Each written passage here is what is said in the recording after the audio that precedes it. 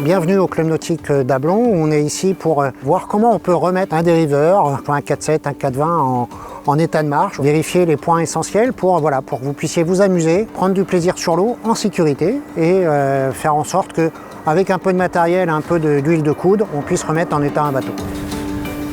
On va débâcher le bateau. Vérification du mât, le réa de la grand voile, il n'y a rien dedans, ça coulisse, il bouge pas, tout va bien, on peut mettre la girouette. Les haubans, les trapèzes, pas de fissures, pas de point de rouille, pas de gendarme. Les drisses, les réas tournent bien, sont en bon état. Les haubans sont bien fixés sur les barres de flèche. Alors on va vérifier l'état de la ferrure, donc ce qui tient les barres de flèche sur le mât. Au niveau du vide-mulet, est-ce que le vide-mulet il est bien fixé, il tient bien?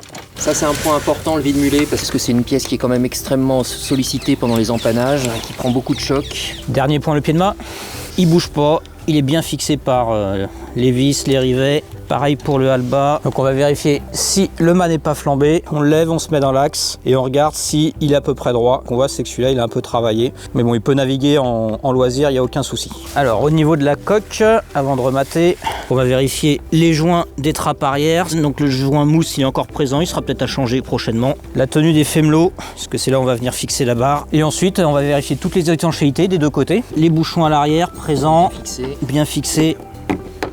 Les sangles de rappel. Ce qu'on peut voir, c'est que la sangle, elle est à surveiller dans la saison, puisque là, on voit que la sangle commence à s'abîmer. La fausse quille.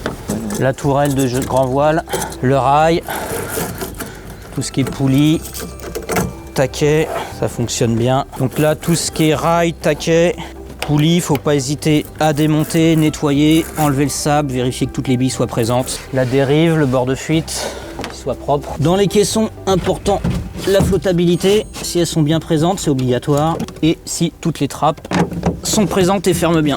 Voilà, donc celle-là, elle ferme bien, bien étanche. Et le vide-vite dans le fond du bateau, et il fonctionne bien. On va vérifier l'axe de dérive. C'est souvent un endroit par lequel le 470 prend l'eau, donc il faut voir que ce soit bien en place et que les joints ne soient pas cramés. Là, il semble un petit peu endommagé de ce côté-là.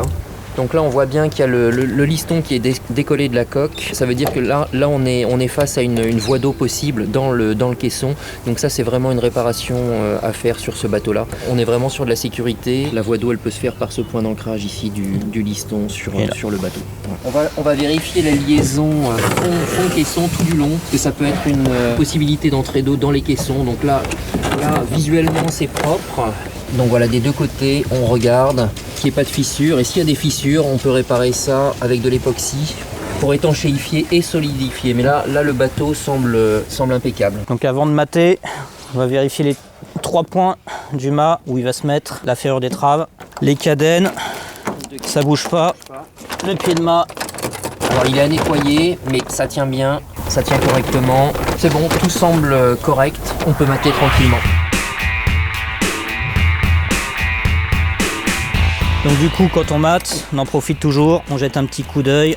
On est attentif à l'état des câbles, à l'état des axes. On regarde s'il n'y a rien qui est endommagé, s'il n'y a rien qui est trop rouillé. On va pouvoir mettre les voiles et voir dans quel état elles sont. On va regarder les œillets, les fenêtres, les lattes. Il n'y a pas de point de rouille. Là on voit qu'il y a une petite fissure sur le point d'ancrage de halba sur la baume. Donc ça c'est vraiment une zone à surveiller parce qu'il y a beaucoup de pression à cet endroit-là.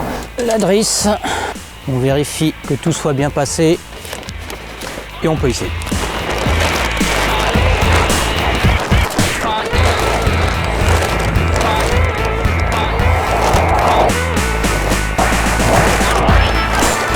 On en profite pour bien observer la drisse. Là on est sur la drisse de GV, voir s'il n'y a rien d'anormal, s'il n'y a aucune zone abîmée. On vérifie toujours aussi le textile, les poulies. C'est des choses à vérifier à chaque fois, avant chaque rematage de bateau.